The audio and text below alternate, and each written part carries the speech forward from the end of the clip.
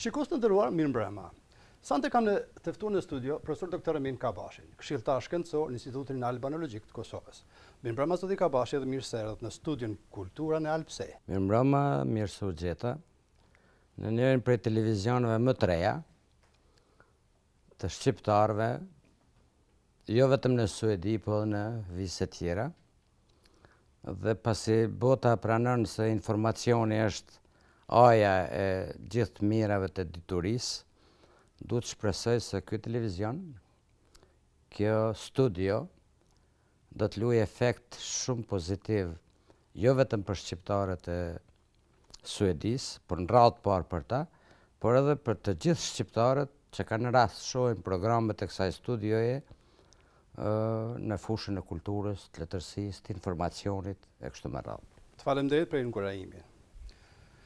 Tashme u bën 50 vjet shpreh se doktor Emin Kabashi u paraqit në botën letrare shqiptare. Në fillimet e tij krijuese, lexuesit shqiptarë njehte si kritik letrar dhe shumë aktiv me shkrime në gazeta e revista letrare të kohës. Gazeta mirë njohur e dikush me rilindja mbushej me kontributin letrar të doktor Kabashit. Ishte pikërisht rilindja që e vlerësonte dhe nderonte veprën e tij. Preokupimi i tij krijues mbeti përherë kritika letrare, eseistika, publicistika, letërsira e lindjes kombëtare dhe letërsia sot me shqipe. Dhe jo vetëm kaq. Doktor Kabashi shkroi edhe prozë e vepra dramatike. Shumica e veprave dramatike ishin në repertuaret e teatrave tona dhe kishin zgjuar interesim të madh në kohën kur shfaqeshin ato. Viteve të fundit përjetësoj me monografitë e tij kujtimin e përjetshëm për ushtarët e shtrisë çlirimtare të Kosovës në luftën e fundit. Doktor Emin Kabashi u cenzurua, u ndalua dhe u burgos nga pushteti jugosllav. Megjithatë, profesori botoi mbi 30 vepra letrare dhe mbeti përherë aktiv e shumë i dashur në letërsinë e botën shqiptare në përgjithësi. Doktor Kabashi, është e lehtë shkruhet për ty, por është e zorshme të përmbledhet të gjitha në një emision. Po të them se për këtë ditë sa ju qëndruat në Suedi, ishte kënaqësi për gjithë bashkëkombëtarët dhe mësuesit të dëgjoj edhe të bisedoj me ju. Konferenca, apo si themi seminari për mësues të gjuhës shqipe përfundoi punën e vet këtë ditë në malmet e Suedisë. Si vajti puna me që ishi pjesëmarrës dhe ishi të ftuar te konferencës të seminarit dhe me çfarë përshtypjesh u ndan nga kjo konferencë? Nuk është rasti i parë që marr pjesë në takime të këtilla, në konferenca të këtilla, seminare të këtilla. Po më është hera e parë që në Suedi marr pjesë në një seminar të mësuesve të gjuhës shqipe në shkollat suedeze dhe për çudinë time, për habin time, ishte një seminar që zgjonte shumë kurreshtit e unë, në radhë parë për nivelin e komunikimit të mësuesve, në radhë dytë për nivelin e përgatitjes së tyre që të punojnë me nxënës pa marrë parasysh moshën dhe nivelin shkollor, dhe së fundi për informacionin e tyre për të rejat e studimit të procesit mësimore, asaj që quhet metodike dhe didaktike mësimit shkollor e kështu me radhë. Andaj për mua ishte jo vetëm një risi, po ishte edhe një kënaqësi për faktin se vetëm për një gjë më erdhi keq se mosha s'ma lejon të bëhesh asërish mësues dhe që do ta bëja me shumë dëshirë. Nisi me dëshirë. Duke pas parasysh paraqitet që bën mësuesit shqiptar, se si mësohet gjuha amtare, në që nivel ndodhet procesi mësimor i gjuhës e i kulturës kombëtare në këtë vend, duke pas parasysh atë paraqitet që sollen mësuesit shqiptar në seminar 2 ditor.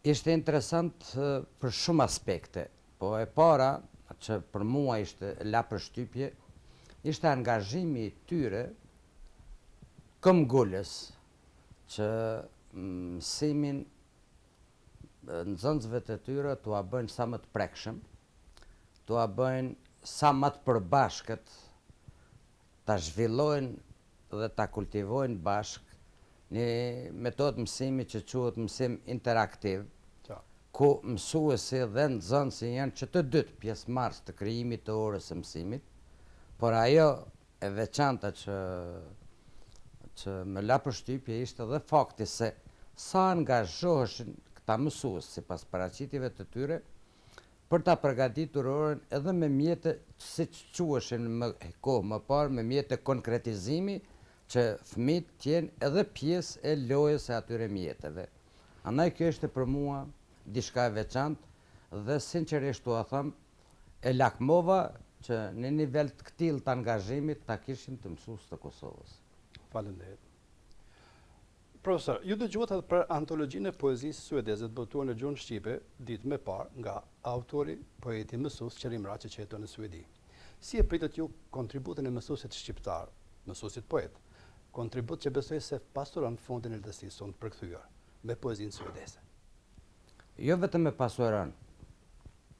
Është një vepër që ka munguar në përgjithësi kulturës shqiptare, letërsisë shqipe në veçanti. Pastaj është një vepër që i ka munguar komunikimit normal të vlerave të poezisë suedeze me poezinë shqipe.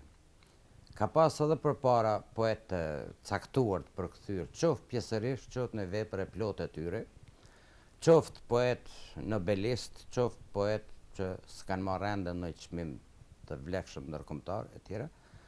Nuk është se kultura shqiptare nuk ka pasur kontakte, sidomos me poezinë suedeze, por është e vërtetë se nuk kemi pasur një botim të këtill kronologjik, me 3 shekullor, vlerat e 3 shekujve të përmbledhur brenda një kopertine e të librit, që nuk është punë e lehtë, nuk është punë e kollajshme, nuk është punë që bëhet për një kohë të shkurtër, do shumë mund, shumë përpjekje.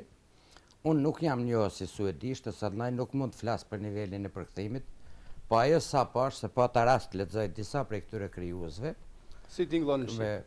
Tim shqip më tingëllonin bindshëm dhe që ishte shumë e rëndësi për mua ishte ruajtur struktura e vargut të gjuhës shqipe. Dhe e përgëzoj mësuesin, Qerim Raçin.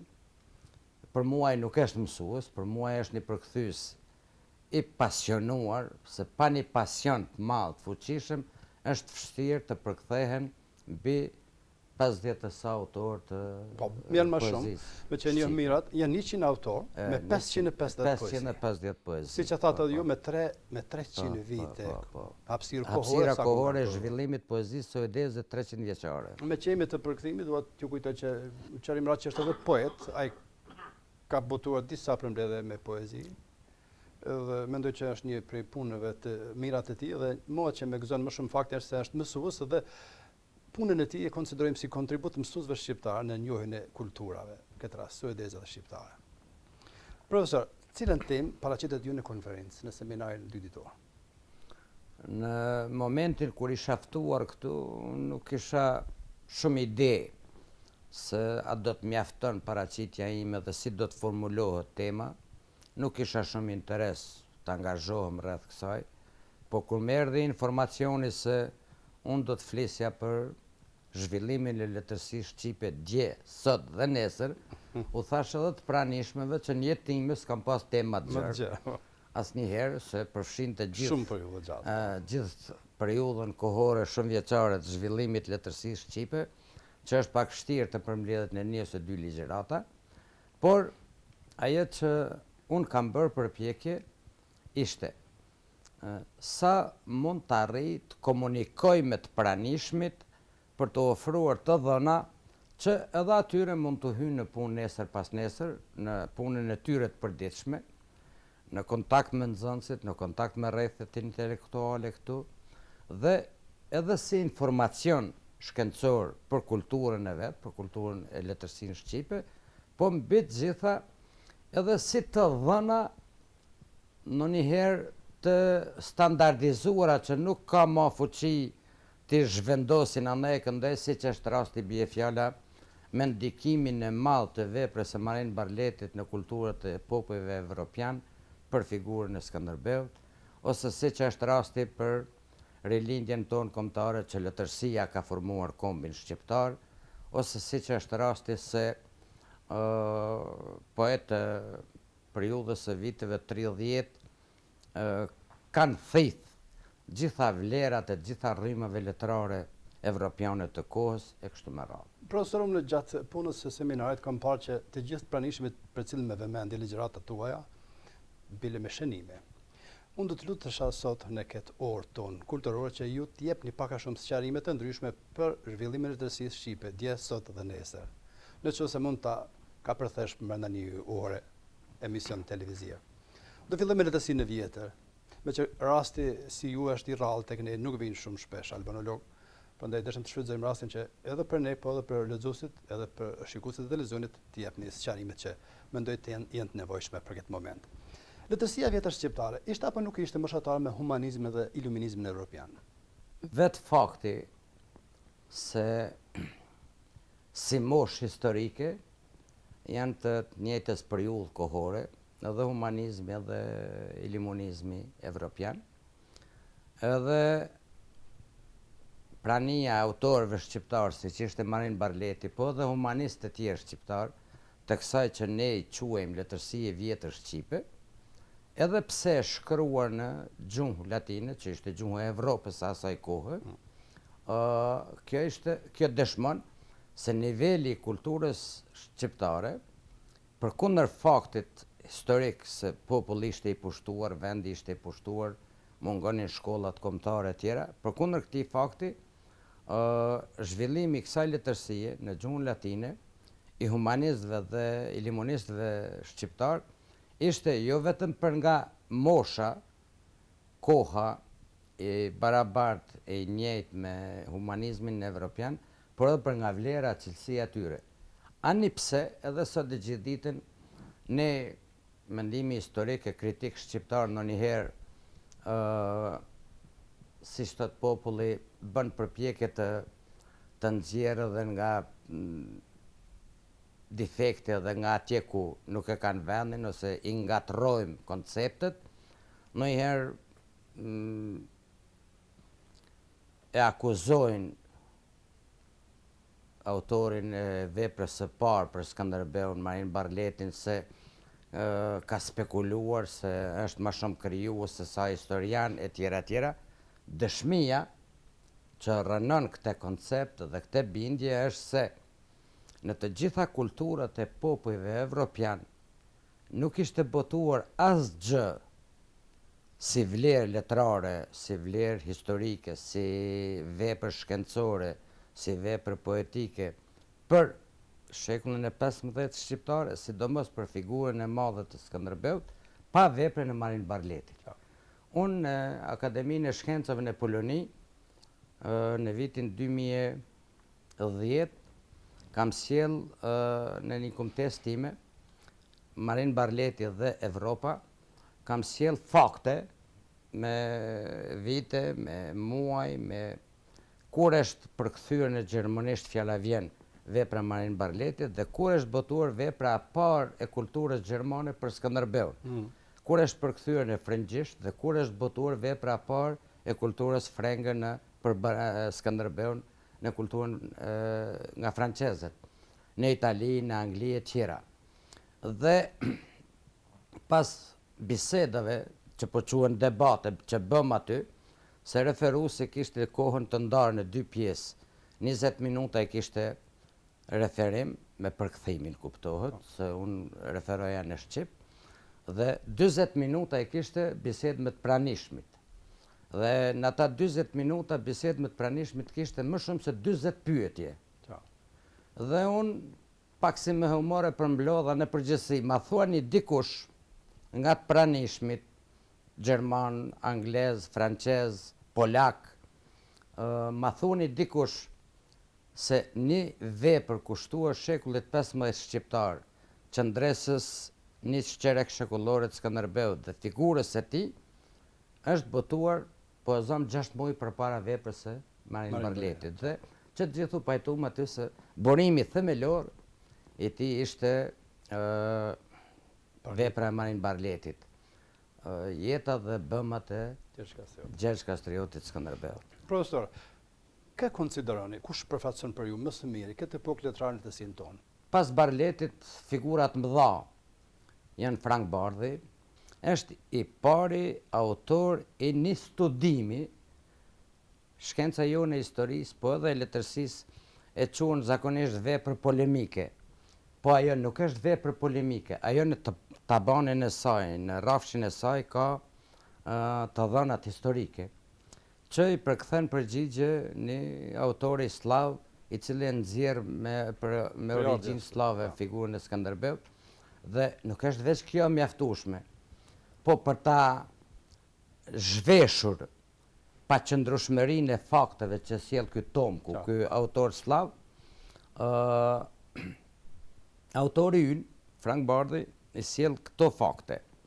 Ai merr origjinën e prindërve të familjes së tij autorit slav, kur kanë lindur, kur kanë marrë çmime, cilla kishu ka dhënë e tjera, dhe në fund nga mungesa të dhënave të sakta të tjera, thot po çën ka kjo mrekullueshme, nga se të partë tu pas kanë jetuar nga 150 vjet.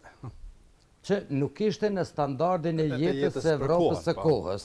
Do thotë edhe vetë ky fakt dëshmon për seriozitetin, për grumbullimin e madh të fakteve, ani pse autori vetë thotë se veprën e ka shkruar për 15 ditë. 15 ditë. A është trajtuar mjaftueshëm letërsinë tonë periudha e letërsisë së vjetër? Jo, se aspekti studimit nuk është studiuar mjaftueshëm, është studiuar në planin historik, jo sa duhet në planin letrar, jo sa duhet në planin gjuhësor. A është gjurmuar mjaft nëpër As kjo, edhe kjo mungon, do thot, edhe kjo mungon. Bie fjala edhe sot e gjithë ditën me sharit ton i mungojnë 16 fletet e para. Nuk e di hulumtimet që janë bërë në arkivat e Vatikanit e tjera, a kanë sjellë ndonjë rezultat dhe a ka shkuar dikush ta hulumtojë edhe këtë fakt.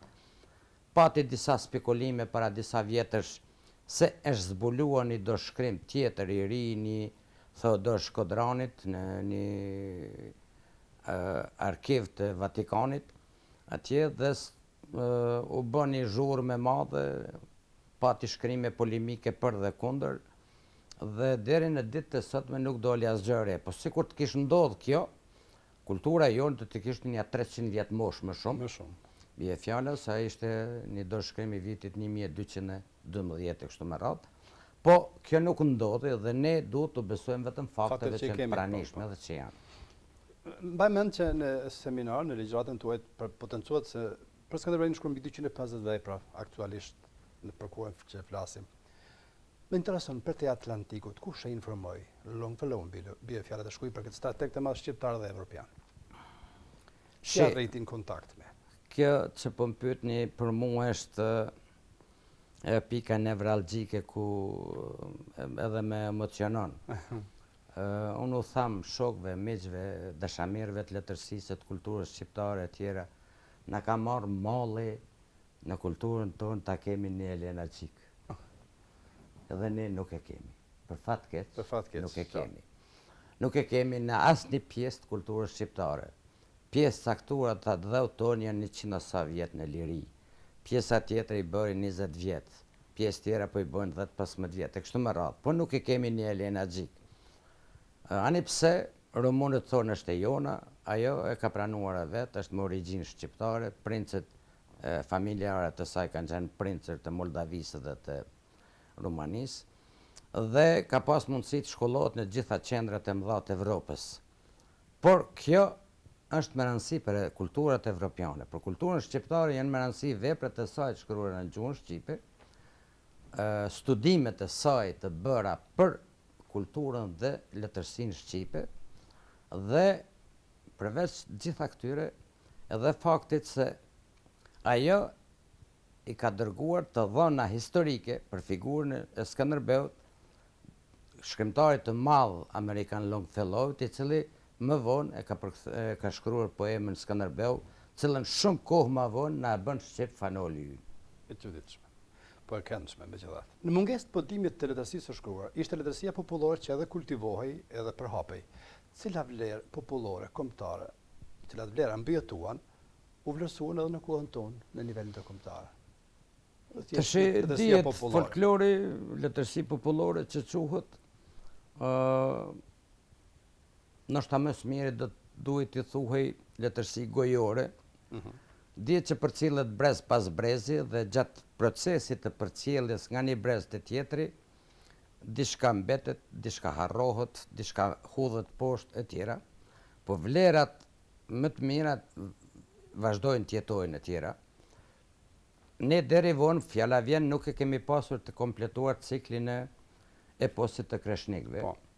Nuk e kemi pasur. Falë studiusve nga Prishtina, konkretisht studiusit mirënjohur të eposit shqiptar Zymer Neziri, ka sjell nga arkivja Harvardit fondin e Milman Perit, që ka afro 25.000 vargje, dhe me këte fond, eposi shqiptar është eposi më i madh në Evropë sot, dhe ja ka lënë edhe eposit serb, i cili deri jem burre edhe para qarqeve ndërkombëtare se e kanë eposin më të madh në Ballkan dhe në Evropë, dhe është një prej vlerave që i bën nder kulturës tonë, po bëhet përpjekje të bëhet pjesë e kulturës botërore me depërtimin e tij në UNESCO.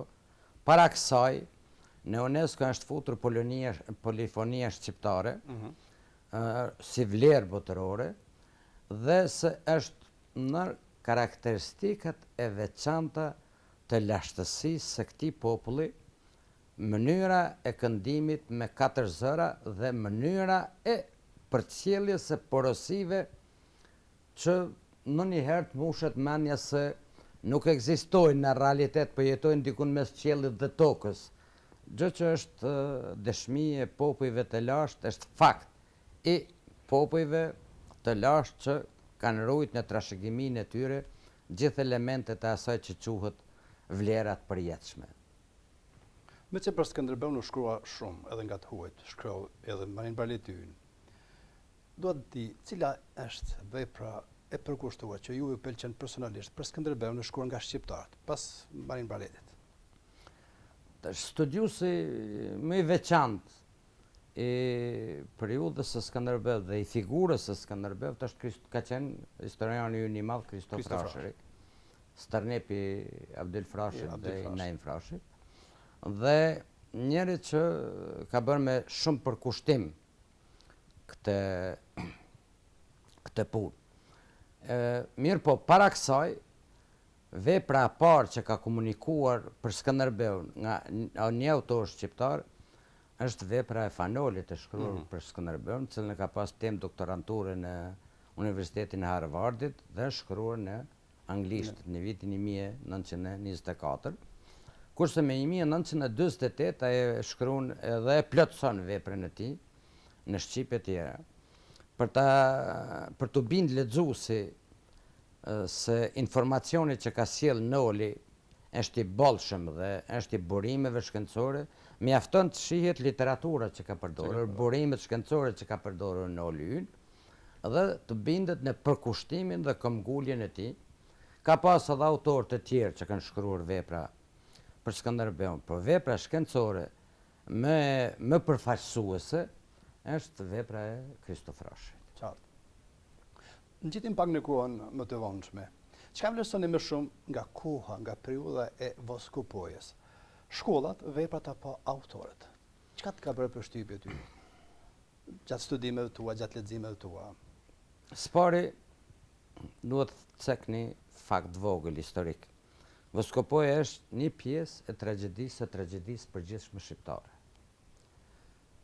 Të kesh një akademi në shekullin e 17, në një hapësirë si që është Ballkani dhe si që ishin tokat shqiptare të asaj kohe, në një malësi ku ndonjëherë të mbushej mendja se nuk depërtohej as me kafsh, e lema o me mjetet e tjera, është pak jashtë konceptit dhe logjikës së njeriu të sotëm. Në Voskopoj ndërtohet një shkollë e madhe, e mirëfillt në kohën e Bizantit. Mirë po, aty punonin, vepronin dhe mësonin autorë shqiptarë. Mesin e tyre kishte studius të astronomisë, kishte studius të ekonomisë, kishte studius të fizikës, kishte studius të matematikës. Ato pak shënimet që kanë arrit të ruhen pas djegjeve, 3 djegjeve të vazhdueshme që i kanë ndodhur Voskopojës, dëshmojnë për nivelin evropian të kësaj shkolle, të quajtur akademi, E përveç kësaj, është shumë e rëndësishme se aty për herë të parë themelohet një shtyp shkronjë ku janë botuar veprat e gjithë autorëve që kanë pas interes, edhe të autorëve që kanë shpik alfabetet veçanta, si Theodor Haxhi Filipi e ndonjë tjetër. Por, e veçanta është se njëri nga autorët e veçantë të kësaj akademie arrin të bëhet edhe rektori i parë i Universitetit Stambollit dhe vepra e tij për astronominë e tjera, Hoxha Santasini, vepra e tij për astronominë e tjera, edhe sa të gjithë ditën është lëndë mësimore në universitetet turke. E ne kemi shumë pak informacion edhe për te edhe ani pse kohët e fundit nga historiani Plum Gjufi e shkruar një akademie mirëfillt shkencore për Voskopojën. Profesor, si të themi në të vërtet, letërsia arbreshë apo letërsi shqiptare arbreshë? E lexoj si letërsi arbreshë. Kohëve të fundit e lexoj letërsia e shqiptarëve arbreshë. Cili është emërtimi më i saktë dhe më i drejtë? Unë jam marrë gjatë me arbreshët.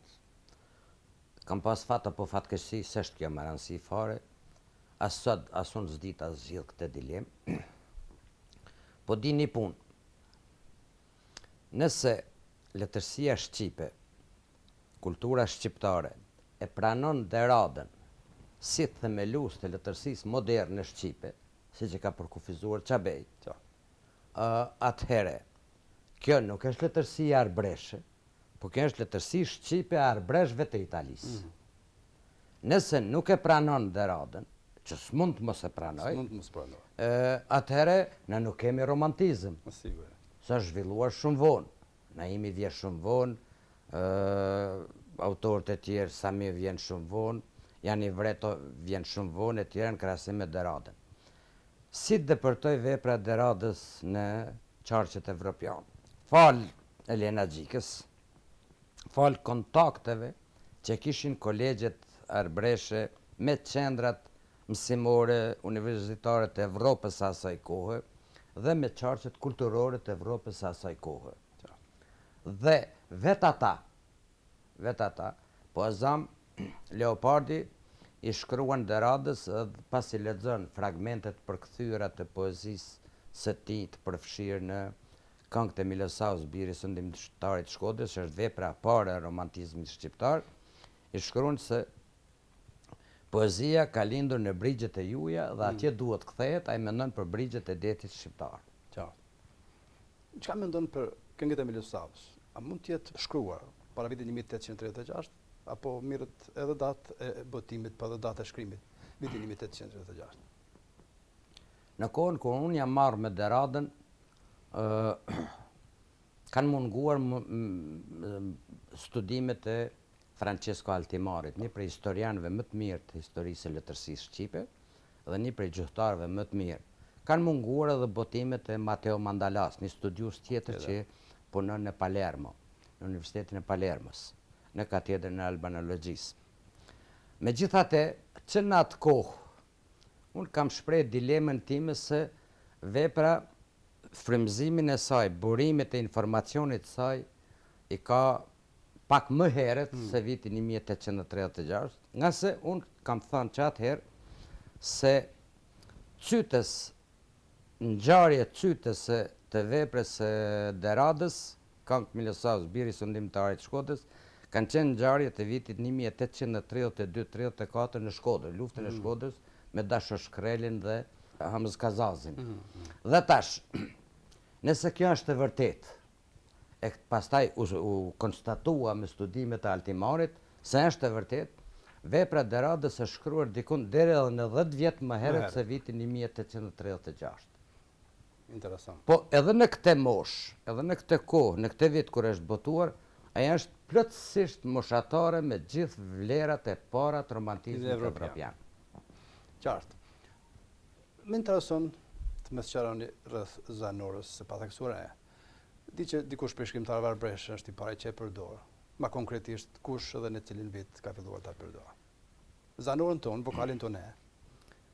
Tash për nivelin tonë të komunikimit e të informacionit shkencor, themi se Gjergj Guxeta është shajt, është i shajt, si që shpalli e shajt Nën Tereza, Qartë. mund të duket dikujt jo fort e përshtatshme për veshin e tjera, nga se ne ende jetojmë në atë që quhet ideologji e laicizmit e tjera, por kjo në punë studimeve nuk ka fare rëndësi. Gjergj Guxeta është themelues i Kolegjit të Palermos, i cili në vitin 45 bartet nga aty në Horën e Arbreshve. Është një lokalitet shqiptar shumë i ngjashëm me Beratin e sotëm, një 20 km larg Palermos. Në ndërkohë është kthyer prapë në Palermo kolegji atje. Gjergj Guxeta në shkrimet e tij, në veprën e tij të parë, për herë të parë me 1746 përdor gërmën ë. Dhe kjo gërm, për fat mirë, nuk u vë në dilemë, në dyshim as në Kongresin e Manastirit. Nuk u vë në dilemë e në dyshim as nga asnjë krijues tjetër arbresh. Dhe nëse alfabeti ynë mund të krenohet me një diçka shumë të lashtë, shekullore, atëherë mund të krenohet me praninë e gërmës të që ka shpikur, që ka përdorur për herë të parë Gjergj Guxeta. Më vjen mirë që atëherë dhe si pyet doli interesant. Pse quheshin shqiptarët e Italisë arbresh? Si erdhi deri te emri arbresh? Edhe sot i njohim si të tillë, arbreshët e Italisë themi. E para, se këta kanë jetuar në një periudhë historike që vendi, atë dhe i tyre quhej Arbëri. Shqipëria sot, do të thotë ende nuk kishte dalë, nuk kishte hyrë në përdorim emërtimi Shqipëri dhe shqiptar. Vendi quhej Arbëri, banorët quheshin arbëresh, arbër. Këta dihet shpërngulja e arbreshve, ka ndodhur në disa faza, po ka ndodhur fazat kryesore kanë ndodhur pas vdekjes së Skënderbeut, e kanë zgjatur diku deri në vitin 1772. Dhe arbresht e Zarës që i kemi sot, që kanë mbetur pas luftës së dytë botërore si pjesë e Kroacisë, e ish Jugosllavisë. Dhe vetë fakti se në kohën kur këta janë shpërngulur atje, e janë vendosur dikush prej tyre në pronat që ishin dhuruar Skënderbeut kur i shkon në ndihmë ushtarake 2 herë mbretit e Napolit dhe ja ruan fronin. Dhe djalit e tij, një pjesë e tyre janë vendosur pastaj në ato që siç jemi mësuar pastaj për shpërnguljet në Turqi, për djerrinat e Anadollit, janë vendosur në disa prej pjesëve më të djerta të Italisë së sotme, veç mas pjesa e Sicilisë, dhe po që të gjithë këta, siç edhe arvanitasit në Greqi, quhen arbresh për shkak se vendi quhej në atë kohë kishte këtë emër, quhej Arbëri, dhe kjo është arsye që edhe sot të gjithë ditën ata njihen si arbresh. Mërgata arbresh është më e hershmja. Sot shqiptarët jetojnë edhe në mërgatat tjera nëpër Evropë. Po arbreshët e harruan përkatësinë e tyre kombëtare ndonjëherë, me që keni pas edhe kontakte, dhe keni studiuar, keni vizituar ato kolegja, ato qytete shqiptarësh me arbresh. Para luftë, kom pas fatin e zi çka ilegalisht e arbreshët.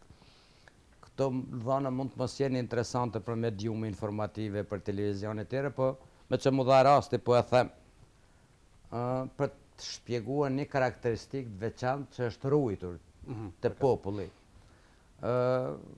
Si njeriu që dikun shkon ilegalisht, pa mjetë të udhëtimit, pa identifikim, e tjera, kum zinte nata, unë trokisja në një derë dhe thuj se siç në Dugagjinë, thësha, do musafir kjo shtëpi.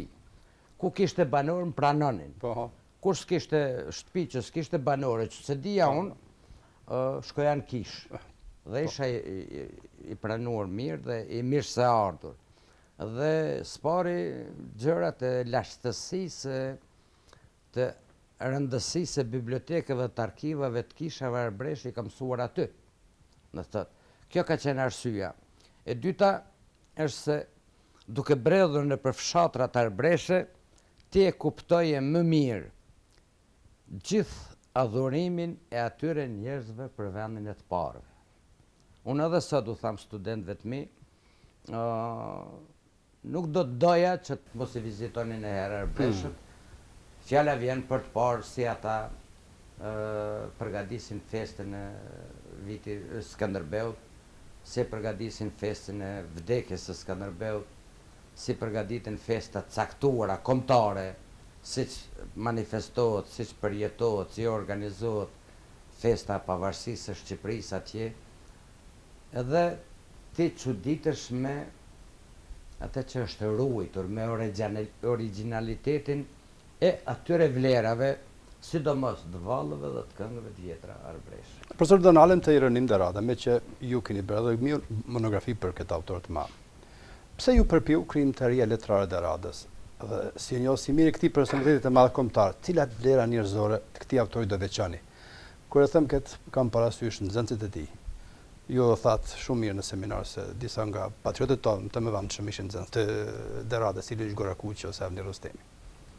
Se pare se çka ishte artistike, pse ju përpiu thjesht emri Deradë?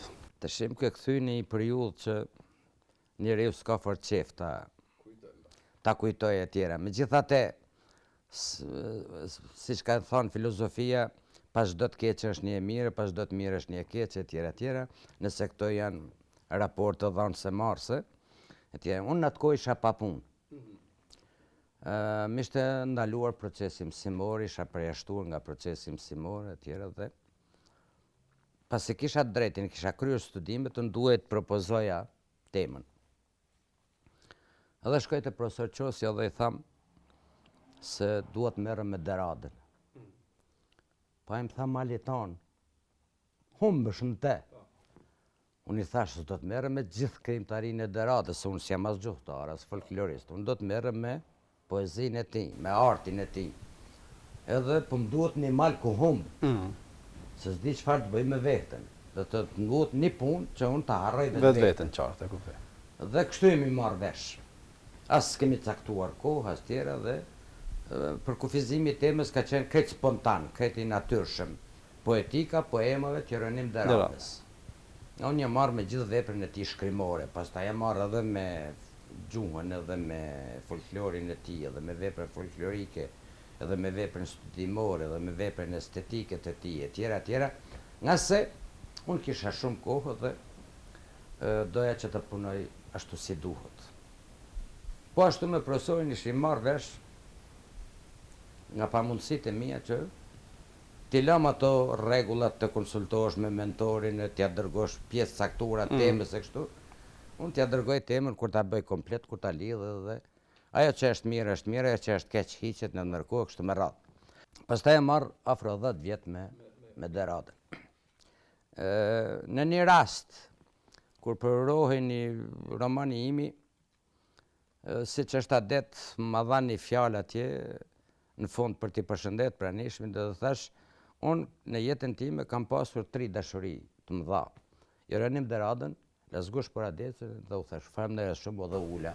Ata më thanë, po e treta, thash ata për ujë për vetë. Shumë mirë. Po në këtë humor kishte një të vërtet. Po. Do thotë që marr 10 vjet me Deradën, 10 vjet me Lazgushin. Qartë. Dhe pjesa më rinore e imja, mu është kushtuar këtyre 2 figurave të mëdha. Çfarë kam bërë me Deradën?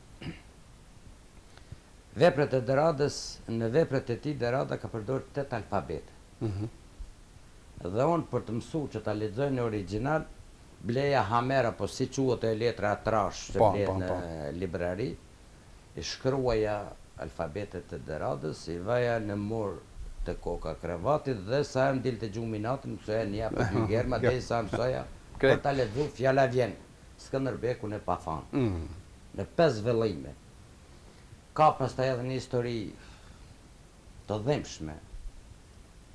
Kur kërkoj që ta kompletoj veprën e tij Skënderbeu i pa fanë, vepra ishte pa përdorshme. Nga se ishte prish letra, ishte smur letra. E duhet shërohej. Po shërimi zgjaste mi 9 muaj. Pastaj unë pas 9 muajve kam shkuar sërish, e kam marrë veprën dhe deri në momentin kur u dëgj në këtë luftën e fundit shtëpia dhe biblioteka, Skënderbeku i pa fanë ka pas këto karakteristike.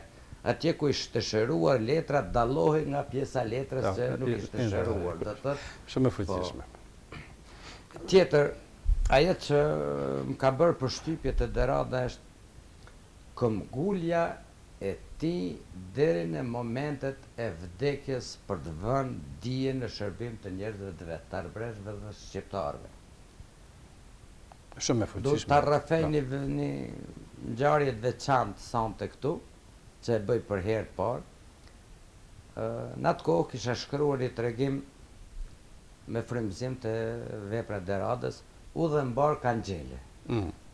Tregimi shkon të rilindje me shifër. Po. Edhe unë marrë çmimin e parë dhe lexoj një vlerësim të Rifat Kukës së Ndjerë, thotë i vetmi tregim artistik i realizuar artistikisht na ka ardhur ky. Tregim, të tjerët kanë marrë shpërblime, po e tjera dhe kur morën vesh ata që tregimi është imi, nuk u botua se kisha të ndaluar me kontari. Përmbajtja e tregimit është kjo. Derada del buzdetit janë me një shtag, këtu mbajt me një shkop se ishte plak, edhe i përcjell këngët në atë dhej. Nëse unë kisha informacionin se këngët e tij të para i kishte përkthyer Luiz Gorakuqi, studenti i tij. Që me 1902. Thët përgjallit Deradës, ende përgjallit Deradës, disa muaj pas ka vdek Derada. Dhe më kish fascinu kjo e dhëmë. Dhe shënimi po që ka lanë edhe Luiz Gorakuqi e tjera se kur kanë gjetë Deradën vdekur në xhepin e djathtë të setës, kanë gjetë një copë bukë në shtjellër të mbynkur, në shtjellër me një copë letër. A dini gjithçka që do duhej ta dim për Deradën? Unë jo. Si dashuria juaj e parë, e studimet tua? Unë jo, nuk di gjithçka. Fjala vjen. Unë nuk di arsyën e madhe të Deradës pse. Derada ka kërkuar me këmbgulje që alfabeti gjuhës shqipit jetë alfabeti që kish shpikaj. E dyta, nuk di arsyën e madhe të Deradës të zihet konfliktoj me vëllezërit Frashi. Në letërkëmbimin e tyre shihet hapur ajo, mos pajtimi i madh. Ani pse Samiu ka qenë shumë larg pamës dhe gjen mënyrën për t'i pajtuar. Po ashtu, nuk njoh mirë veprën e tij gjuhësore. Edhe pse ka studiues që thonë se i ka shkruar i biri e kështu me radhë, studiuesit arbresh, mandalajet e tjerë thonë se ato i ka shkruar vetë Derada. Unë nuk i njoh mirë. Nuk i njoh në gjithë strukturën e tyre, se s'jam gjuhëtar për nga përgatitja intelektuale. Dhe po ashtu, nuk jam marrë asnjëherë me përkthimet e veprave të tij në italisht, që thonë studiusit, Altimari dhe Mandalaj, thonë se i ka përkthy në prozë. Sa asaj vetë se ka ditë italisht të mirë. Ka disa aspekte që nuk i di. Kurse vlerat tjera, ato vlerat themelore, orientimin e tij kombëtar, tema e madhe e shekullit 15, se ne të huaj jemi të ky dhe dhe se ardhi ditë e arbrit, që janë vargjet lapidare të Deradës dhe vlerat e gjithë krijimtarisë e tij edhe shkencore, kam bindjen se i kam njohur mjaftueshëm për nevojat e mia. Besoj. Para se të dalin të lazgush paradeci, edhe një pyetje. Cilën periudhë, apo më mirë të themi segment periudhë të letësisë para luftës së dytë botërore, mendoni që duhet ta studiojmë më shumë? Është fjala për letësinë para luftës së dytë botërore. Historikisht dihet, letërsia e romantizmit shqiptar e ka përgatitur rilindjen shqiptare dhe lidhjen shqiptare të Prizrenit. Do të thotë, letërsia e ka krijuar kombin shqiptar. Letërsia e romantizmit shqiptare, e rilindjes së son kombëtare, se romantizmi shqiptar nuk është i ngjashëm me romantizmin evropian. Po. Ai është atje veprimtari kulturore, këtu ishte ringjallje kombëtare në kulturën shqiptare. Mirë po, ajo pjesë e letërsisë shqipe që kishte thithur gjitha vlerat e letërsisë moderne pas këngëve të Milosavlës dhe Deradës, ne ishte letërsia shqipe që ishte zhvilluar mes dy luftrave botërore, ose si quhet në njëherë letërsia pavarësisë, ose si thuhet edhe në njëherë letërsia viteve 30, qartë. ku bëjnë pjesë një varg emrash krijuesish të mirë njohur, jo vetëm të poezisë, por të gjitha gjinive letrare, edhe për faktin se në këtë periudhë të zhvillimit të letërsisë shqipe u zhvilluan të gjitha llojet dhe gjinit letrare që nuk kishte ndodhur në kohën e romantizmit. Me sa di, Poradici, Lozgush Poradici ishte temë me magjistraturës suaj, po ndërkohë që Derada ka qenë temë doktoratës. Do flasim për Lozgush Poradicin. Çka ne kupton brenda letërsisë kombëtare shqiptare emri Lozgush Poradici, sipas studiosit Emin Kabashi? Atë që do të them është e ditur, do të thotë. Në vitin 1929 Çabej shkruan studimin e parë për poezinë e Lozgushit. Unë po i them studim se është i tillë. Gjë që ka dëshmuar pastaj edhe në veprën e tij për romantizmin shqiptar dhe Evropën. Botuar diku në vitet 44. Shkruar, nuk është botuar deri në vitet 90.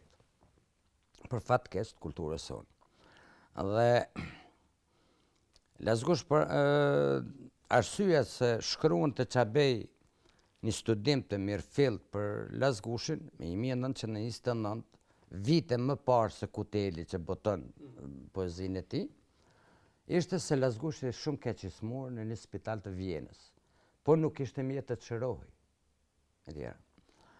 Dhe Çabej mbyll shkrimin me pas jep argumenta, arsyetime për vlerën e poezisë e tij, citon aty këtu dy vargësh e tjera, e thotë reni shqiptare lexoj Lozgushin pastaj vdes.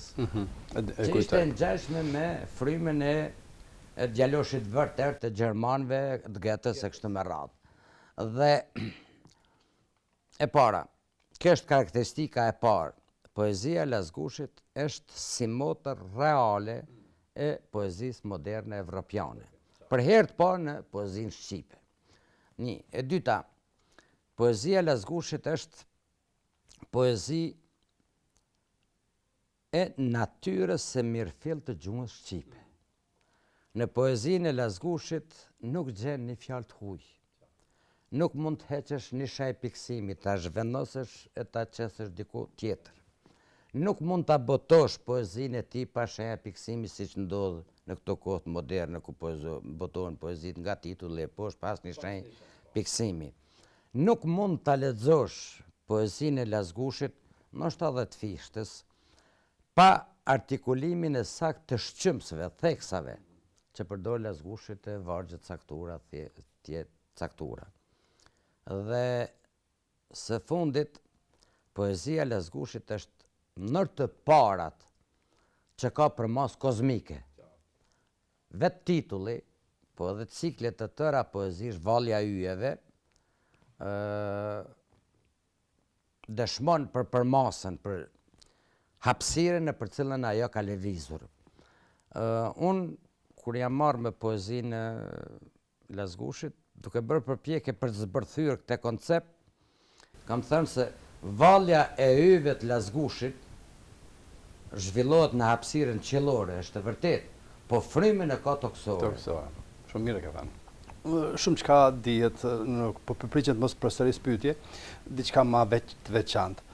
Poradici në përgjithësi ishte njëri nga poetë e lirikës shqiptare, pikat më të larta. Cila veçori artistike, poetike, poezisë e Poradicit është magjike? Në përgjithësi, shkarazi përmend thuajse do. Studiuesit kanë çmtuar edhe interesimet e poezisë së Lozgushit ku mbështeten. Po pjesë e madhe e tyre nuk janë nalë te poezia me frymëzim historik. Bintela, dita 28 nëntorit e tjera, që janë në vlerat themelore se si mund i këndohet, si mund të shkruhet poezi për një ngjarje të madhe historike pa ngarkuar me frymën e mjeteve shprese të mëdha që ta zën frymën ka i lexon. Si poezi filozofike dihet poezia e Lazgushit më, e ka cilësuar drejt edhe Ismail Kadare, qoftë në letërkëmbimin e tij, qoftë në tregimin e tij, Ikja e Shtergut. Është një poezi që komunikon në mënyrën e shpjegimit të krijimit të botës, të qiejve, të hapësirave përmes vargut poetik. Si poezi e natyrës, cili prej lexuesve mund të përballoj bie fjala ose të mund të mos i kujtohet, po t'i bie rasti të shkojnë po Gradec, ose po t'i bie rasti ta dëgjoj në radio poezin po Gradeci, edhe lamburqitjen e lopatave në liçenin e Pogradecit, e të mos i kujtohet Lazgushi. Ose po edhe një poezi të asaj që quhet Përshkrimi i natyrës, bie fjala poezia dimër, si paraqet borën e majt një malit lartë atje dhe flutërimin mbi atë ngritës, mbi atë borë, mbi atë barësi, flutërimin e një shtergut, një zogu. Nga ku është frymëzuar edhe Kadare kur ka shkruar Shtergu i fundit, zogu i fundit. Si e kuptoni, profesor, si e vlerësoni fatin e tij krijues jetësor përballë letësisë, sidomos përballë sistemit në cilin jetoj, ashpërsisë sistemit që jetoj? Unë kam pas fatin të takoj Lazgushin para se të vdiste, po për ne shkollarët e mesëm e të studimeve në Kosovë, besoj edhe në pjesën më të madhe të Shqipërisë, Lazgushi konsiderohej poet i vdekur. Se din të kush që është i gjallë. Po. Pushteti asaj kohë kishte bërë përpjekje ta përfshinë rrjedhat e veta, ta bëj argat të vetin e tjerë dhe kërkoi një poezi. Për ta, nga ajo dhe ajo shkru një poezi për Hekurudhën edhe ata qërtojnë se s'ja ka qëlluar dhe kjo thëtë, keni dashur këtë dhe këtë ndytësirë dhe unë ua krijova këtë poezi. Nuk po i va emër epitetit që ka përdora. E mora me vend, po. Edhe pastaj Lazgushi nuk u ribotua më.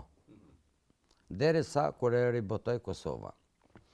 Unë kam pas fatin që të kem pastaj edhe dy njohuri të tjera. Unë kam punuar gjatë në arkivin personal të Lazgushit. Me vje plasja që është keq përdorur shumë biblioteka e tij, arkivi i tij.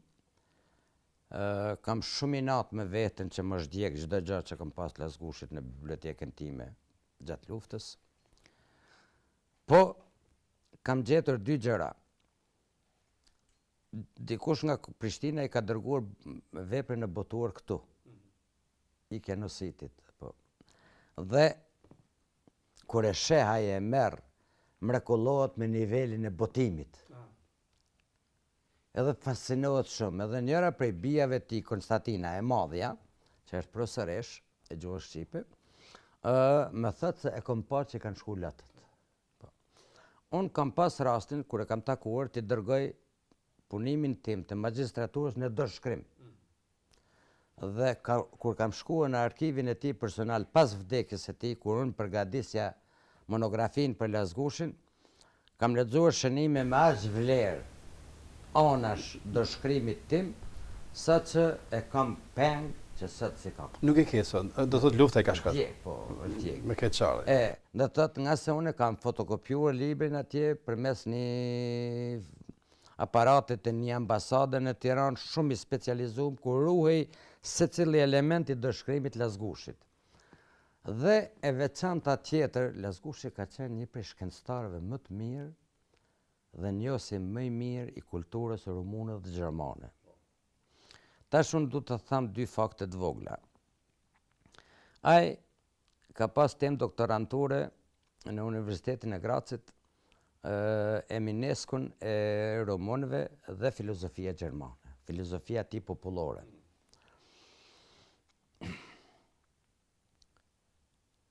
Vlerësohet me shumë lartë nga komisioni tjerë dhe qeveria austriake i jep burrë 10 vjeçare. Për adecet për vlerën që kish krijuar. Kur po merresha unë me studimin e veprës së tij, Krijova përmes ambasadës austriake në Tiranë një mundësi të më dërgohet dërshkrimi i doktoranturës tij.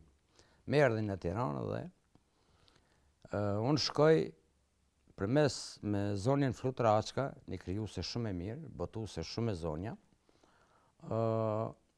me iku emri tashti të një përkthyes gjerman që ishte me origjinë, që kishte mbetë në Tiranë pas luftës, po ishte i smurë në spital. Edhe unë i dërgoj një 22 faqe,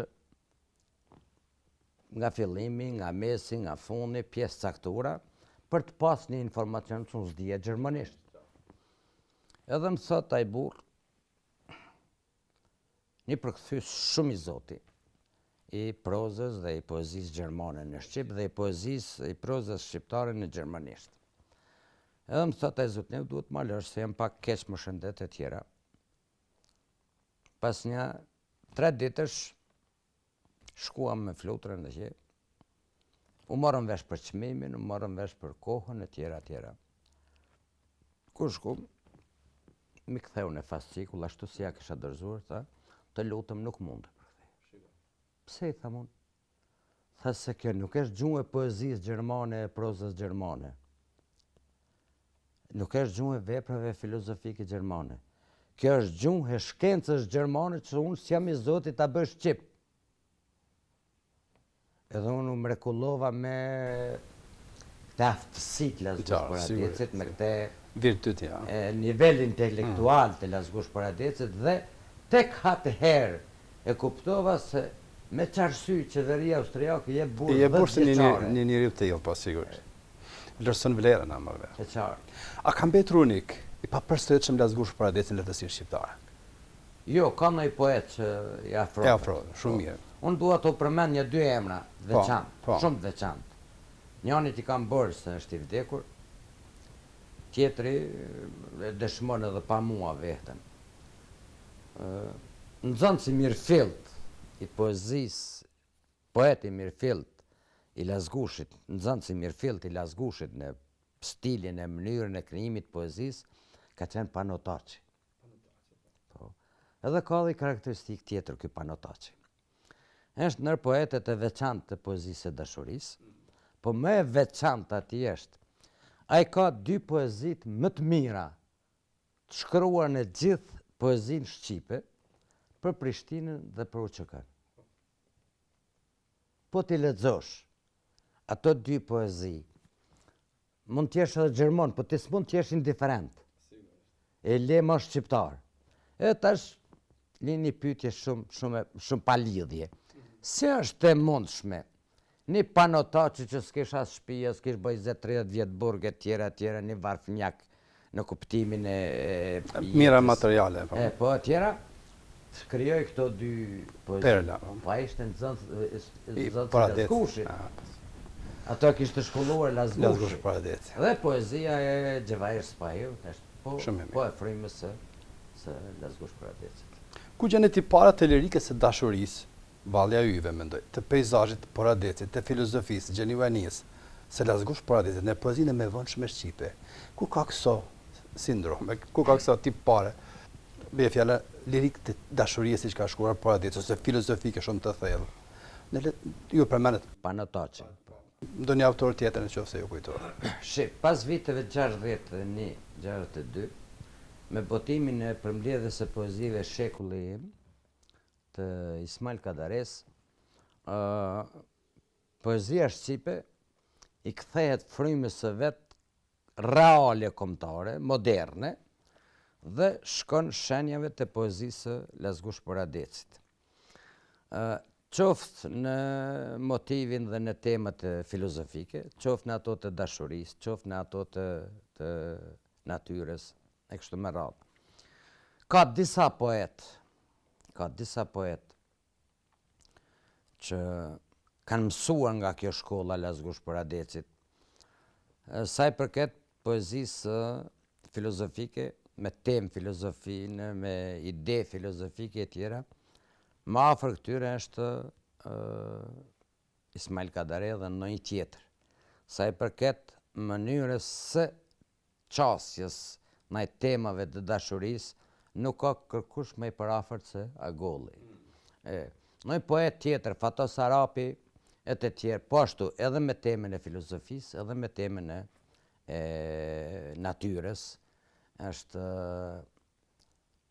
thuajse, nxënë si mirëfillt i veçmas me temën e natyres, nxënë si mirëfillt i Fatos Arapit. Të lexosh bie fjala poezitë e tij në Vërnec, ose poezitë e tij në Buzdetit e Vlorës, ose poezinë e tij Adheu, ose e tjera, e sheh praninë e strukturës së poezisë Lazgush Paradecit në këto poezi. Unë desha të pyes edhe për modernizmin, si një veçori të veçantë të Paradecit, po ju gjatë bisedës i thatë të gjitha gjërat. Do nalim rreth zhvillimit të letërsisë shqipe dhe komunikimit të saj me Evropën. Çfarë mund të na thoni? Kjo kultura e popujve të caktuar, sidomos e popujve të pushtuar, ka fatkeqësitë e veta, ka tragjeditë e veta. Ne kemi pas problem të madh të komunikojmë me Evropën, veçmas pas humanizmit dhe pas romantizmit. Do të thotë, nga shpallja pavarësisë së Shqipërisë së këndej, kemi pasur problemet më dha të komunikimit me Evropën për shkak të pushtimit gjatë. Në periudhën letrare të romantizmit, letërsia jonë ka komunikuar përmes Deradës dhe Elena Gjikës. Me Evropën. Me Evropën. Edhe me botën. Pasi është edhe se Elena Gjika është përkthyer edhe në Kinë. Është përkthyer në Argjentinë. Kanë bajt ligjërata atje, kanë botuar atje, e tjera. Ka pas një kinez që ka ardhur në Firenze për të takuar Elena Gjikën dhe për t'i kallëzuar se si është përkthyer kinezisht veprat e saj. Mirë, po erdhi një periudhë kur u shkput kjo mënyrë e komunikimit. Dhe duhet pritej bie fjala botimi i generalit të ushtrisë vdekur në Frëngjishtet me 1976 më duket, 74, për të dhënë kontaktet e para të komunikimit me botën. Dhe nga kjo kohë e këndej, komunikimi ka rrjedhë në dy trase. E para është përkthyer vetëm vepra kadares në disa gjuhë përmes frëngjishtës, dhe e dyta janë përkthyer dhe janë botuar qoftë në revista letrare, qoftë botime të veçanta të autorëve të veçantë në një vend botës si në Francë, kryesisht të cytur nga Franca, siç është përkthyer vepra e Xhepçosis vdekje më vjen prej syve të tillë, me parathonje të kadares, siç është përkthyer edhe një shkrimtar tjetër. Po shkenca e letërsisë thot se vepra që komunikojnë në nivel botnor janë ato që përkthehen në vazhdimsi dhe që komunikojnë në vazhdimsi nga një autor apo nga një letërsi, jo ato që botohen për revista ose një vepër e veçantë, një shkrimtar që ka Xhepçosi ka 40 vepra. E fjala vjen ose një poet tjetër bie fjala, as Fatos Arapi nuk është përkthyer, që konsiderohet poeti më modern i lirikës shqiptare ndoshta, e kështu me radhë.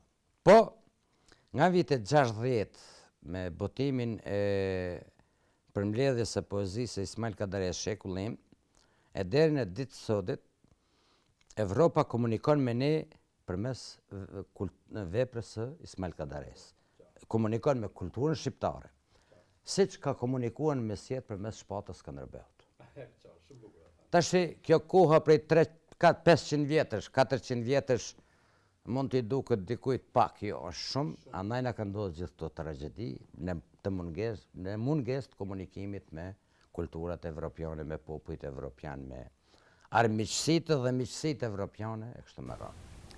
Profesor, pas luftës së dytë botërore, diktatura në Shqipëri dhe ajo diktaturë e llojit vet në Jugosllavi, më intereson sa ka dëmtuar studimet shqiptare, rrjedhën e letërsisë shqipe kjo bllokatë, duke pas parasysh trungun am Shqipërinë dhe Shqipërinë tjetër Kosovën. Unë e di që ne kemi pasur shumë vështirësi bie fjala që të jemi në kontakt me rrjedhën e letërsisë që zhvillohen në Shqipëri ose anasjeltas. Librat nga Kosova kanë shkuar fshehur azi ose kanë shkuar shumë rrallë. Dhe në qoftë se kanë dëmtuar zhvillimin e letërsisë në një linje të Merrifield, në një linje të shëndosh, kujnë ato dëmtime? A ka dëmtuar faktikisht kjo ku letërsinë tonë? Jo dëmtuar, është më shumë se dëmtim. Është përgjysmim i kulturës kombëtare. Dhe në atë pikë sa në vitet 70, edhe këtu në Prishtinë doli dikush edhe shkroi, siç po shkruajnë sot, se do të ketë një kombë kosovar, doli dikush e shkroi se është letërsi me vetë kjo që krijohet në Kosovë, letërsi me vetë ajo që krijohet në Maqedoni, mos flasim për atë të Shqipërisë e tjera. E dyta, për zgjedhjat që bëhen në Tiranë e veprave që botoheshin atje nga autorët të Kosovës, ishte shumë selektive, ndonjëherë krejt e pavlefshme, si vlerë artistike. Dhe ndonjëherë shumë tendencioze. Dhe kriju saktuar, pastaj u dashkë, ose të alshojnë Kosovën, ose të shkojnë burg. Dhe e treta është se ne nuk kishim komunikim të mirëfillt, jo veç me Shqipërinë, po s'kishim me kërkë komunikim të mirëfillt. Dhe unë po sjell një fakt të vogël. Në një rast, po kthehesha nga Arbreshet përmes Ljubljanës atje, dhe ai kufiri një azhince që është, mes Italisë dhe atje, shoh një grumbull veprash të arbreshve që kishin dalë aty. Në Kozencë kishin qenë të pranishëm tre intelektual të Kosovës, në mesin e tyre dhe studiuesi profesori ndjer Latif Berisha. Doganjerët ja kishin dalë librat. Mu vinte mi merrte dikush nga Ljubljana librat atje, i nxjerrte me makinat e veta dhe pastaj unë ecja. Mirë po, unë s'kisha guxim t'i kërkoj ato libra, se s'kisha kurrë dokument. Ja. Dhe kush isha unë? Si mund t'i marrë ti ato libra pa? Kur u ktheva në Prishtinë, atje s'kam guxuar t'i takoj, se thashë ç'të goja dikujt të tregoj çfarë të bëj unë me veten. U tregova, thashë se më ka thënë kushërinji imi që u ka pa librat në dogan, po s'ka mund t'i marrë tjera. Tha i nalen, veç pse ishin të kulturës shqiptare. Ne i thëshim që janë të Italisë, ata s'merrnin vesh, ata dinin. Kush? Doganjerët sloven, të asaj kohë, të viteve 80 kështu. Çfarë duhet të them me këtë? Ne na mungonin studimet e shtypit të ditës. Ne na mungonin revistat letrare. Për ta marrë në dorën ti duhet me para pagueshë në Beograd. A vente as vente. Kur vente në rilindje të Nazmir Rahmani, 22 çfarë mbete aty duke i hequr pjesë caktuara. E kështu me radhë, do thotë ne, po ajo kryesorja, ne na mungonte komunikimi intelektual normal në mes dy qendrave. Profesor, me që jemi tash pas luftës së dytë botërore dhe më mirë themi në kohën tonë, dëgjohen kohëve të fundit intenca, ka ide të ndryshme gjëja për letërsinë shqiptare në Kosovë, letërsinë prapë shqiptare në Shqipëri. Si do ju përgjigjeshe si albanolog, si profesor doktor, që të gjithë jetën e një marrë me letërsinë e kulturën shqiptare? Sa letërsi shqiptare ka? Sa gjuhë shqipe ka? Janë çështje që lidhen, nuk mundi shkoqesh nga historia. Nëse ka një kombë shqiptar, duhet të ketë edhe një adhëdhe shqiptar, duhet të ketë edhe një kulturë shqiptare. Duhet të ketë edhe një shkencë shqiptare. Ani pse shkenca sot nuk është pronë veç një popull e një kombi. Po ama, kur krijohet në një qendër shqiptare, është shkencë shqiptare. Evropa vetë ka pranuar pas viteve 60. Vlerat për kufizimin e lashtësisë së popullit shqiptar, të kulturës shqiptare, ne ka dhënë arkeologjia shqiptare dhe atje duhet të bazohet shkenca evropiane. Nuk po e tham unë, e kanë thënë vetë evropianet. Andaj, përpjekjet, shkarjet, devijimet në kombë kosovare, letërsi kosovare, letërsi shqiptarëve të Maqedonisë apo të Ilirides e tjera janë për të mos i quajtur vese, se nuk janë vese këto, se vese kanë vesh fëmijët, janë kërkesa që shtrohen her pas here nga individ të cilët ose janë të mangët në identitetin e tyre kombëtar, ose janë të mangët në identitetin e tyre kulturor, ose janë shpirt shitës, kanë shit shpirtin diku dhe për interesa materiale bëjnë propagandë këtil. Po, nuk mund të ndodhë, për arsye thjesht se ka përfunduar shekulli i formimit kombëve. E dyta, sidomos pas luftës së ushtrisë çlirimtare të Kosovës, asnjëherë nuk ka pas më shumë mundësi të ruajtjes së kontakteve për të krijuar tërësinë e një kultureje. Apo shfrytëzohen ajo? Nuk po shfrytëzohen, për arsye thjesht se të dy shtetet shqiptare momentalisht janë të zëna me lakmin. S'kan kohë të merren me vlerat kulturore aktualisht. Megjithatë, veprimtaritë saktura zhvillohen në nivel kombëtar dhe japin rezultate që nuk i ka prit askush. Unë kam provu bie fjala me 2011 kam bajt një konferencë shkencore për Elena Xhiken. Kam botuar materialet. Në ato materiale kam mbi 30 e sa burimet pa ditura ndonjëherë për Elena Xhiken. A ne jemi me 2011, nuk jemi me 2002. Fjala vjen. Kjo është arsyeja dhe pse ishin të buar gjithë njohësit e Elena Xhikës, gjithë ata që kishin në Francë, në Firenze, në Napoli, në Tiranë, në studiuse që kishte doktoru në Rumani, ishte bërë ambasadore në Australi, në Kanada, në Bukuresht, në Prishtinë, e kemi një studiuse profesoresh të Universitetit Prishtinës që ka doktoru për Elena Xhikën në Bukuresht.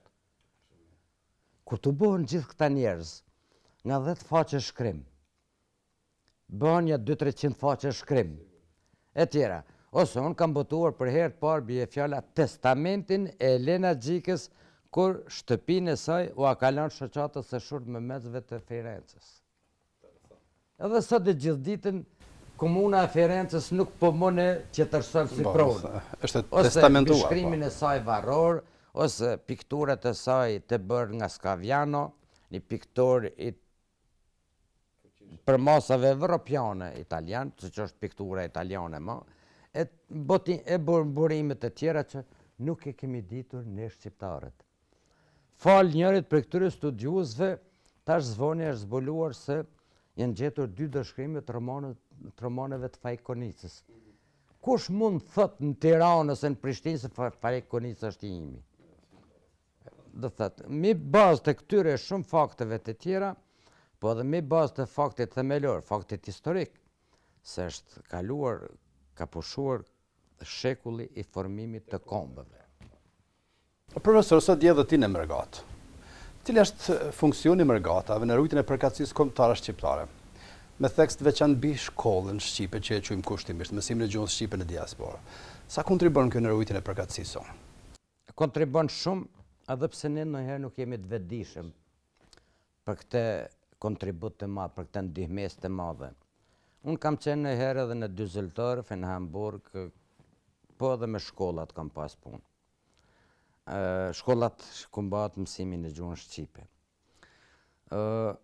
Kjo ndihmesë është aq e madhe se nuk ka nuk ka asgjë më njerëzore se një fëmijë i moshës 6 vjeçare dal e të recitojnë një poezi për Skanderbeun, apo për Ismail Qemalin, apo për flamurin kombëtar, apo për atë dheu. Në gjuhën e vetë. Në gjuhën e vetë. Ku? Në mes Suedisë, apo në mes Gjermanisë, apo në mes të Amerikës. Çdo gjë mund ta harrojë ai fëmijë. Atë se harron atë. Po këtë nuk e harron deri në ditën e vdekjes. Tashi, kush jemi ne që t'u heqim këtë mundësi fëmijëve tanë? Dhe tash t'i del pyetja tjetër. Çka po bëjmë ne që këta fëmijë tanë të jetojnë edhe me këtë pjesë të kujtimeve të trashëgimisë tyre etnike? Andaj, atë dhe ynë, shteti ynë, ka obligim moral e ligjor e njerëzor që të bëjt pamundurën të ruaj këtë frymë në mërgatën shqiptare, kudo që është ajo, pa marrë parasysh shpenzimet. Nga se nuk ka çmim me cilën mund të llogarisësh rritën e një fëmije me përbërës të këtilla të kujtimeve të jetës tij historike. Kontaktet atë dhe mërgat dhe ndihma e institucioneve shtetërore të dy shteteve tona shqiptare. Cilat kontakte vlerësoni dhe si mund ta ndihmojnë institucionet e Kosovës, institucioni i Shqipërisë, shqiptarët e vet anën mban botës? E para, me programet veçanta për shkollë. E dyta, me kontakte kulturore. Nuk e di atë kujtohet as kujtohet, po para se të plasnin demonstratët e vitit 1981, një koncert i ansamblit shtetëror të vallëve të moshte jo pallatet, por rrugët e Prishtinës. Ashtu ishte. Stadiumet e Prishtinës e të qyteteve tjera. Dhe ky ishte efekti. Duhet të them, e njëjta vlen sot. E njëjta vlen sot. Kontaktet kulturore, programet e veçanta shkollore, investimet e veçanta në këto programe, në këto kontakte kulturore dhe në gjetjen e formave e mënyrave të reja të organizimit të kontakteve.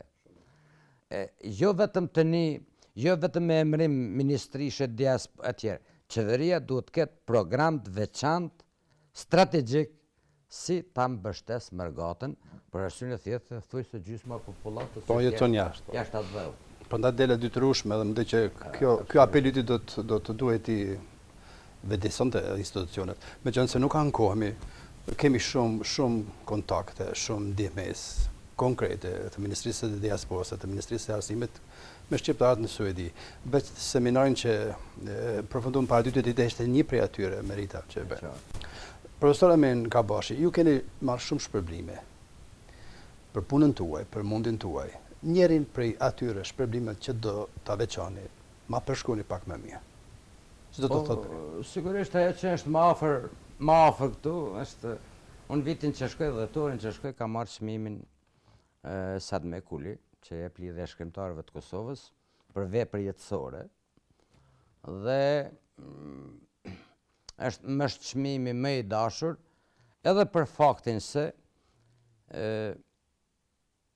vetëm pas lirisë kam arritur ta kuptoj drejt mundin, përpjekjen dhe vetdijen krijuese intelektuale e kombëtare të Sadme Kulit. Kjo është arsye pse më është më i dashur, pse më është më i çmim më i çmueshëm. Më janë shpërblyer tregime të caktuara, romane të caktuara, studime të caktuara. Po unë kam marrë çmimin e parë në revistën Jehona të Shkupit për studimin vertikalja dhe horizontalja kombëtare në poezinë Ismail Kadares. Kur s'ma kanë dhënë çmimin se unë isha në botë. Këtë çfarë ajo? Po shkrimi është butuar, që është më rëndësi, do thotë. Edhe shpërblimi është emëruar, dihet i kujt. Po, absolutisht. Kurse kjo e Sadme Kulit më ka qenë edhe me dashur edhe vjen në një moshë jete që mua më tregonte se janë ata hapat e fundit të ecjes nëpër këtë jetë kështu me radhë. Doktor Emin Kabashi, ju falemnderit për pjesëmarrje. Ishte kënaqësi që t'ju kemi në studion e televizionit Alp pse. Ju falemnderit se paçi shumë sukses. Do të dëshiroja që ky televizion i juaj të jetë zëdhënës jo vetëm i shqiptarëve të Suedisë, po të jetë zëdhënës i vlerave kulturore, e kombëtare, e artistike për gjithë shqiptarët, kudo që janë, edhe në atë dhe, për faktin se sot nuk është më me rëndësi sa është e madhe një hapësirë ku krijohen vlera. Sot është më rëndësi si plasohen, cilat janë ato vlera dhe si plasohen ato vlera. Ju falemnderit se më ftuat. Ju falemnderit edhe juve me përzemërsi, me thekoni zemre. Shikues të nderuar, ju falemnderit edhe juve për vëmendje. Mirupafshim të shtunën e ardhshme.